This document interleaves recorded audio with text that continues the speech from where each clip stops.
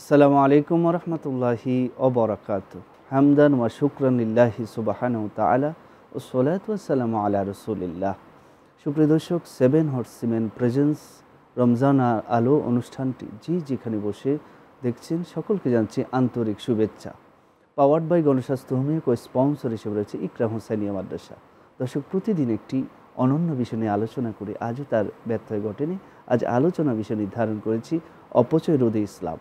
এই বিষয়ে দুইজন প্রাজ্ঞ অভিজ্ঞ আলোচক আমাদের স্টুডিওতে হাজির হয়েছেন। চলুন অনুষ্ঠানের শুরুতে দুজনের সাথে পরিচিত হই। আমার ডানে যিনি রয়েছেন প্রখ্যাত ইসলামী গবেষক মুফতি মোহাম্মদ হোসাইন রেজা, সিইও হাবিবুনা ইনস্টিটিউট, চট্টগ্রাম। আসসালামু আলাইকুম রাহমাতুল্লাহ। ওয়ালাইকুম আসসালাম রাহমাতুল্লাহ। কেমন আছেন? আলহামদুলিল্লাহ আলা কুল্লি হাল। আপনি কেমন আছেন? আলহামদুলিল্লাহ, আল্লাহ অনেক ভালো রেখেছে। তারপরে যিনি রয়েছেন প্রখ্যাত আলেমে দ্বীন মাওলানা কাউসার ফয়েজি, খতিব, বিআরটিসি গাউসিয়া মঈনিয়া জামে মসজিদ, চট্টগ্রাম। আসসালামু আলাইকুম ওয়া রাহমাতুল্লাহি ওয়া বারাকাতুহু। ওয়ালাইকুম আসসালাম রাহমাতুল্লাহ। কেমন আছেন? আলহামদুলিল্লাহ, আপনি ভালো আছেন? জি আলহামদুলিল্লাহ, অনেক ভালো আছি। আলহামদুলিল্লাহ। সুপ্রিয় দর্শক, চলুন অনুষ্ঠানের শুরুতে মহাগ্রন্থ আল কোরআনের তিলাওয়াত শুনি। তিলাওয়াত করছেন মোহাম্মদ আব্দুল্লাহ, শিক্ষার্থী, দারুস সুন্নাহ রজবিয়া আইডিয়াল মাদ্রাসা, নরসিংদী। আসসালামু আলাইকুম ওয়া রাহমাতুল্লাহি ওয়া বারাকাতুহু। أعوذ بالله من الشيطان الرجيم. بسم الله الرحمن الرحيم. وأما القاسطون فكانوا لجهنم حطبا وأن لو استقاموا على الطريقة لأسقيناهم ماء غدقا لنفتنهم فيه ومن يعرض عن ذكر ربه يسلكه عذابا صعدا وأن المساجد لله فلا تدعوا مع الله أحدا وأنه لما قام عبد الله يدعوه كادوا يكونون عليه لبدا قل إنما أدعو ربي ولا أشرك به أحدا قل إني لا أملك لكم ضرا ولا رشدا صدق الله العظيم. السلام عليكم ورحمة الله. ওয়ালাইকুম আসসালাম রাহমাতুল্লাহ। সম্মানিত দর্শক শ্রোতা, চমৎকার কোরআন কারিমের তিলাওয়াত শুনলাম। ফিরছি আলোচনায়। আজ আলোচনা বিষয় নির্ধারণ করেছি অপচয় রোধে ইসলাম। এই বিষয়ে মুফতি মোহাম্মদ হোসেন রেজা সাহেবের কাছে জানতে চাইব, জি অপচয় রোধ, এই অপচয় বলতে কি বোঝায়? এটার অনেক কারণ আছে। প্রথম কারণ হচ্ছে ধর্মীয় শিক্ষার যে প্রভাব আমাদের মধ্যে যেভাবে পড়বার কথা ছিল সেটি আমরা পড়তে পারিনি। অবশ্য আমাদের আনুষঙ্গিক যে বিষয়গুলো আছে সেগুলো তো অবশ্যই আছে। ইসলামী শিক্ষার ক্ষেত্রে ইসলাম প্রথম যে শিক্ষাটা দেয় সুশৃঙ্খল এবং সৌন্দর্য সৌহার্দ্যপূর্ণভাবে চলাফেরা করার জন্য। এটা ব্যক্তি জীবনে হোক, পরিবার জীবনে হোক, রাষ্ট্রীয় জীবনে হোক। আমরা দেখেছি, আমরা এমনিতে সাধারণত আমাদের হাজত শেষ করবার পরে আমরা প্রস্রাব করে ঘরে ফিরে আসি, তাই না? কিন্তু আমাদের যে অঙ্গখানি দুবার কথা বলা হয় সেটি আমরা ধুয়ে ফেলি। কিন্তু ইসলাম এখানে কোনো লজিক ক্রিয়েট করেনি। ইসলাম বলেছে আপনি নামাজ পড়তে গেলে আপনাকে অজু করতে হবে, হাত ধুতে হবে, পা ধুতে হবে, সব কিছু তৈরি করতে হবে। এত সুশৃঙ্খলভাবে প্রতিটি জায়গা থেকে নিয়ে এসে আমাদেরকে এমন একটা সুউচ্চ মাকামে ইসলাম অধিষ্ঠিত করেছে যেখানে অপচয় করবার মতো সামান্য কোনো অজুহাত নেই। কিন্তু সে জায়গাতে আমরা টনের টন খাবার, কেজির কেজি খেজুর আমরা নষ্ট করে ফেলে দিচ্ছি।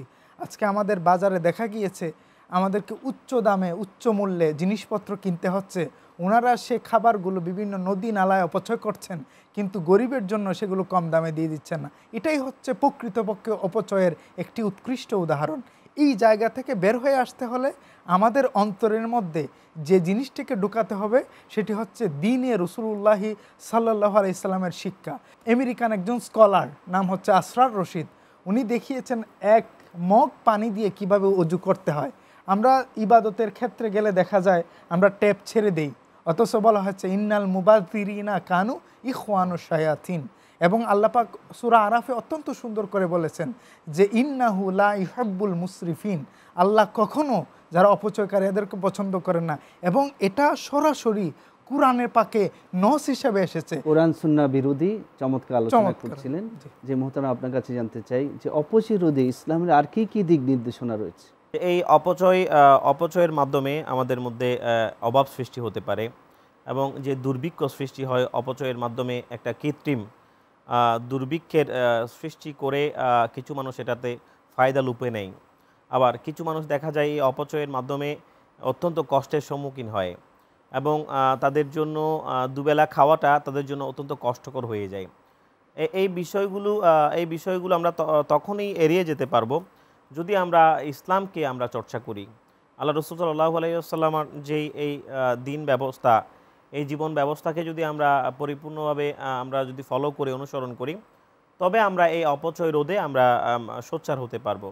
আমরা যদি দেখতে পাই হাদিসে নববীর দিকে যে আল্লাহ রাসূল সাল্লাল্লাহু আলাইহি ওয়াসাল্লামকে একদা জিজ্ঞেস করা হয়েছিল যে হে আল্লাহ রাসূল, আপনার সাহাবায়ে কেরাম যারা আছেন দেখলাম তারা সবসময় তাদের মধ্যে অসুস্থতা কম, তাদের মধ্যে নানান রকম রোগবালাই যেগুলো আছে সেগুলো তাদের মধ্যে কম দেখা যায়, সেগুলোর প্রবণতা কম দেখা যায়। তার কারণ কি? আল্লাহ রাসূল সাল্লাল্লাহু আলাইহি ওয়াসাল্লাম ইরশাদ করেছেন যে আমার সাহাবায়ে কেরামদের মধ্যে রোগবালাই এই জন্যই কম হয় কারণ তারা অধিক হারে খায় না, মানে খুবই কম, যেটা প্রয়োজন, হ্যাঁ খুবই কম, খুবই অল্প তারা গ্রহণ করে। যেমন হযরত ওমর রাদিয়াল্লাহু তাআলা আনহু তো বলেছেন ইয়াকুম ওয়াল বাতনা ফি তাআমি ওয়াশ শারাব। জি, চমৎকার আলোচনা করছেন। আপনার এই ব্যাখ্যাটা আমরা বিজ্ঞাপন বিরতির পর শুনবো। সুপ্রিয় দর্শক, আপনারা দেখছেন 7 হর্সিমেন প্রেজেন্স রমজান আলো পাওয়ার্ড বাই গণস্বাস্থ্য হোমিও, ও স্পন্সর হিসেবে রয়েছে ইকরাম হুসাইনিয়া মাদ্রাসা। নিচ্ছি ছোট্ট একটি বিজ্ঞাপন বিরতি, আমাদের সাথেই থাকুন।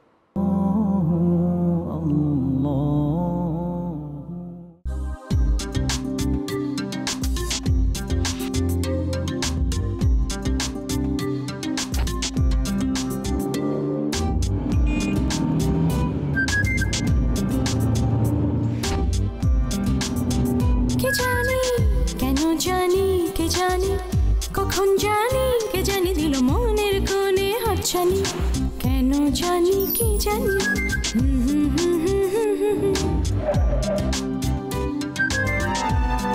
The Style Icon of the Year. Finally, the award goes to Asian Textile.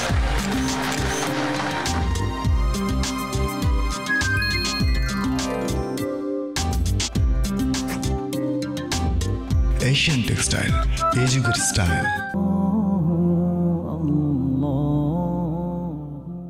ফিরে এলাম বিরতির পর। আমাদের সাথে থাকার জন্য ধন্যবাদ। আপনারা দেখছিলেন 7 হর্সিমেন প্রেজেন্স রমজান আলো পাওয়ার্ড বাই গণস্বাস্থ্য হোমিও, ও স্পন্সর হিসেবে রয়েছে ইকরাম হুসাইনিয়া মাদ্রাসা। ফিরছি আলোচনায়। যে মুহূর্তে চমৎকার আলোচনা করছেন, আপনি ওমর রাদিয়াল্লাহু একটি উক্তি বলেছিলেন। জি, হযরত ওমর রাদিয়াল্লাহু তাআলা আনহু তিনি বলছেন যে ইয়াকুম ওয়াল বাতনা ফি তাআমি ওয়াশ শারাব, তোমরা খাবার এবং পানীয় ইত্যাদির ক্ষেত্রে তোমরা অপচয় করবে না। অপচয় করার মাধ্যমে এটা আল্লাহ অসন্তুষ্ট হয় এবং আল্লাহ পাক রব্বুল আলামিন সরাসরি বলেছেন যে আল্লাহ পাক ইন্নাহু লা ইউহিব্বুল মুসরিফিন, আল্লাহ পাক রব্বুল আলামিন অপচয় যারা কারী আছেন তাদেরকে দেখতে পারেন না।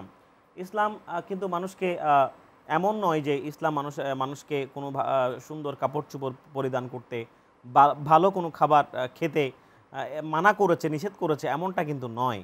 ইসলাম এমন একটি ধর্ম, ইন্নাদ-দীনা ইনদাল্লাহিল ইসলাম, মানব জীবনের সমস্ত কিছুর দিক নির্দেশনা ইসলামের মধ্যে আছে। ইসলাম পরিচ্ছন্ন, ইসলাম পবিত্রতার ধর্ম, ইসলাম সৌন্দর্যের ধর্ম এবং ইসলাম সৌন্দর্যতাকে ভালোবাসে। তো এই আমরা কাপড় চোপড়, আমরা আমাদের খাবার দাবার ইত্যাদির ক্ষেত্রে আমরা সৌন্দর্যতা আমরা অনুসরণ করতে পারি, তবে এটা করতে গিয়ে যাতে লিমিট ক্রস না হয় সেদিকে আমাদেরকে খেয়াল রাখতে হবে।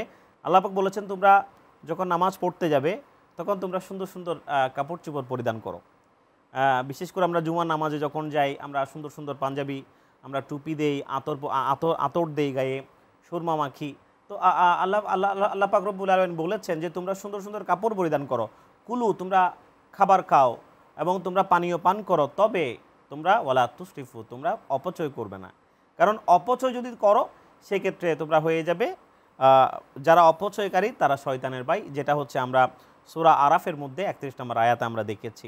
তো এই জন্য আমাদেরকে মনে রাখতে হবে যে আমাদের দৈনন্দিন জীবনে সমস্ত কর্মক্ষেত্রে সমস্ত কার্যাবলীর মধ্যে এমন কিছু করা যাবে না যেটা অপচয়ের মধ্যে অন্তর্ভুক্ত হবে। যেমন বিশেষ করে এই পবিত্র রমাদানুল মোবারক চলছে, আমরা দেখতে পাই যে আমাদের খাবার টেবিলের মধ্যে এত ইফতারির আইটেম আমরা রাখি, যেগুলো আমরা অনেক সময় দেখা যায় অল্প খেয়ে বাকিগুলো আমরা ফেলে দিই, কিন্তু একই সময়ে একই মুহূর্তে আমাদেরই মতো আরেকজন মুসলমান ইফতারি করার জন্য সামান্য একটা খেজুরও তার কপালে জুটেনি। আপনি দেখছেন ফিলিস্তিনের মধ্যে যে অবস্থা আমরা দেখতে পাচ্ছি বর্তমান সময়ে, তারা এই যে গত কয়েকদিন আগের একটা প্রতিবেদন দেখলাম যে তারা ঘাস খেয়ে ইফতার করছে, ঘাস খেয়ে তাদেরকে ইফতার করতে হচ্ছে, কত ক্রিটিক্যাল একটা সিচুয়েশন তারা পার করছে আমরা দেখতে পাচ্ছি, বিশ্ব দেখতে পাচ্ছে। তো আমরা সর্বাবস্থায় এই জন্য আল্লাহ পাকের উপর প্রথমত শুকরিয়া আদায় করতে হবে। আল্লাহ পাক রব্বুল আলামিন আমাদেরকে এত ভালো রেখেছেন এবং সেই সাথে শুকরিয়া আদায় করার পাশাপাশি আমাদেরকে তাদের জন্য যারা মজলুম আছে তাদের জন্য কিছু করতে হবে। আপনি চমৎকার আলোচনা করছিলেন। সুপ্রিয় দর্শক, এরই ফাঁকে আমরা চমৎকার ইসলামী সঙ্গীত শুনবো। ইসলামী সঙ্গীত পরিবেশন করবে রায়ান ইসলাম, ঢাকার বন্ধু।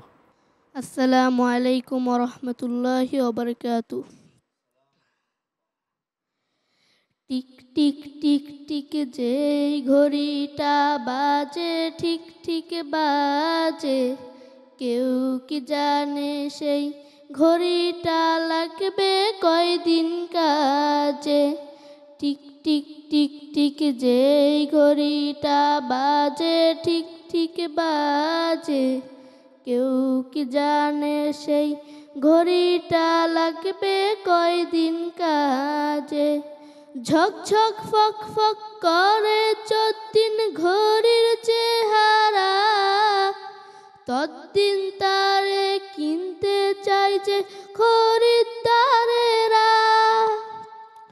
ঝকঝক ফক ফক করে যতদিন ঘড়ির চেহারা, ততদিন তারে কিনতে চাই যে খরিদ্দারেরা।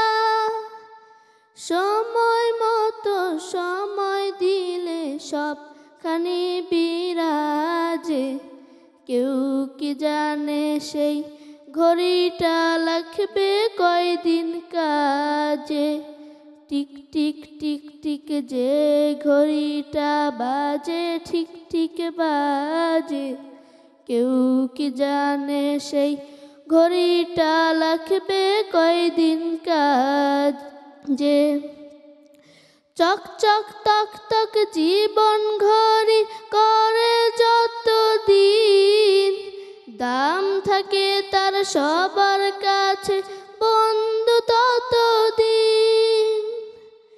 চক চক তক তক জীবন ঘড়ি করে যতদিন, দাম থাকে তার সবার কাছে বন্ধু ততদিন।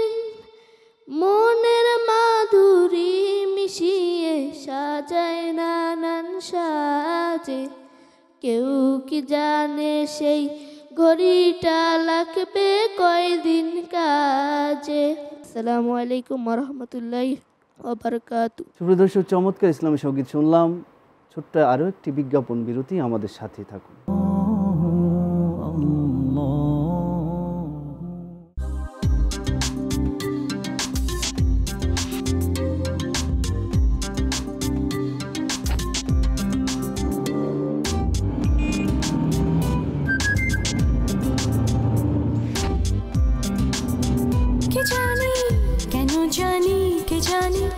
কখন জানি কে জানি দিল মনের কোণে হাতছানি, কেন জানি কি জানি।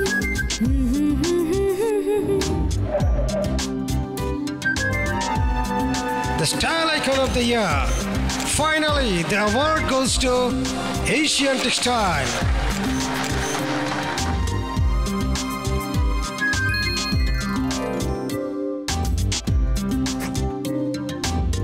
Asian Textile, এই যুগের স্টাইল।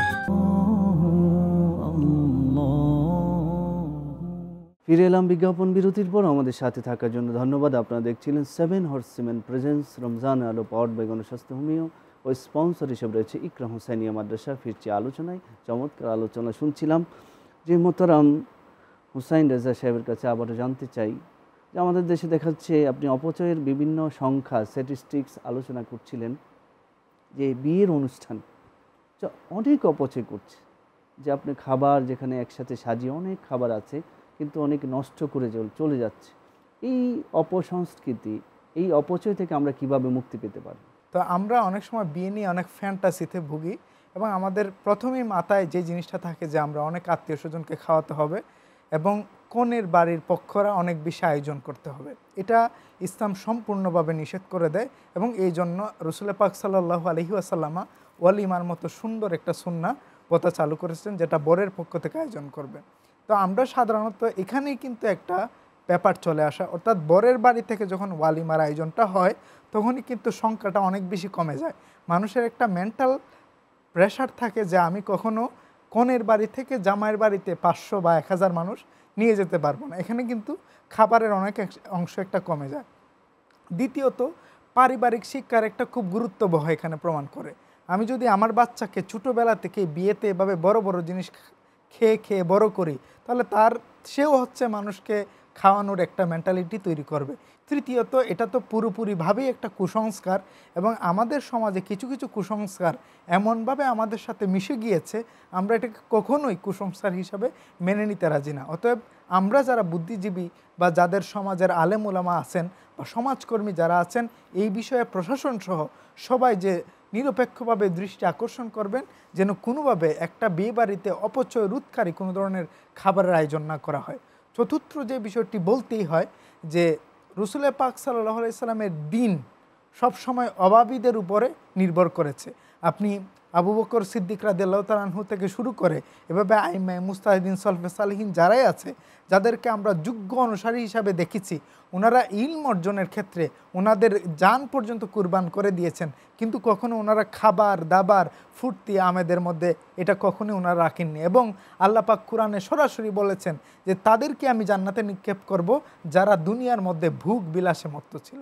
এই চমৎকার আলোচনা করছিলেন। আরেকটি বিষয় জানার, যে আমরা তো আল্লাহ রসুল বলেছেন যে চেটে খাওয়ার জন্য, যে খাবারের ক্ষেত্রে এটার মধ্যে অনেক বরকা আছে।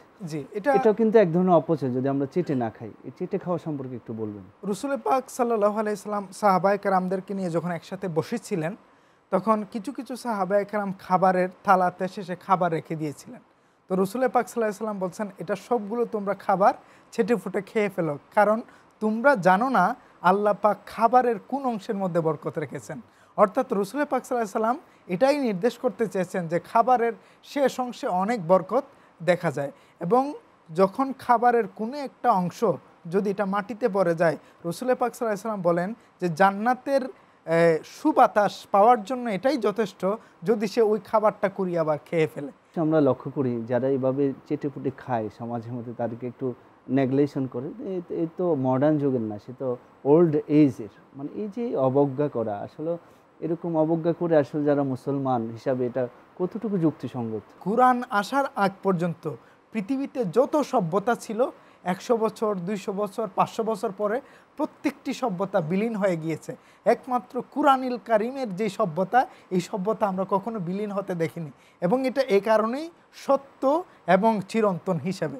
এবং রসুল পাক সাল্লাল্লাহু আলাইহি সাল্লাম সমস্ত জায়গায় যে এই বাণীকে প্রচার করেছেন এবং এটার সত্যতা আমরা সময়ে সময়ে দেখেছি।